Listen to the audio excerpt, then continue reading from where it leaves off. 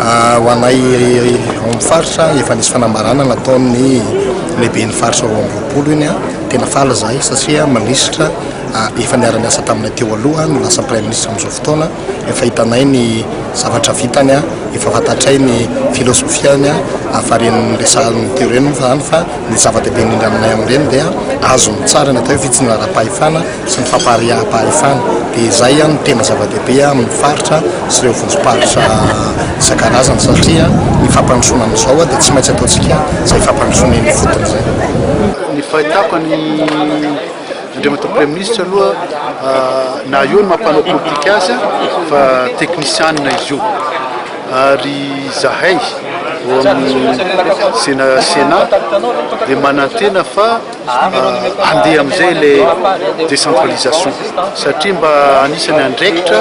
sahaninay ao amin'ny Sénat zany mikasika ny décentralisation io na nono zahay miahy ny volom-bahoaka ka ny fahitako ny andriamanitra premier ministre aloha dia ohatra olona mahafantatra zay hoe fitsinjava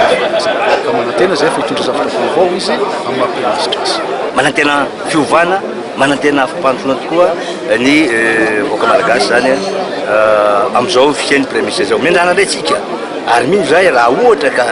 misy tsy fahombiazana sagnatry indresaka fa zay manantena satria olona ataontsika hoe sahala amin'ny hoe mialatsiny fa zanako tsy ampianarana tsy omby izy fa fomba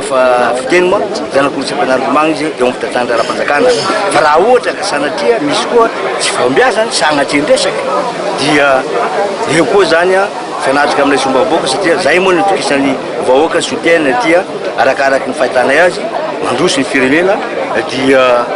miankina amin'ny mpitondra zany tsy mandroso ny firenena dia miankina aminy satria zay ny zavatra fanantenan'ny vahoaka zany.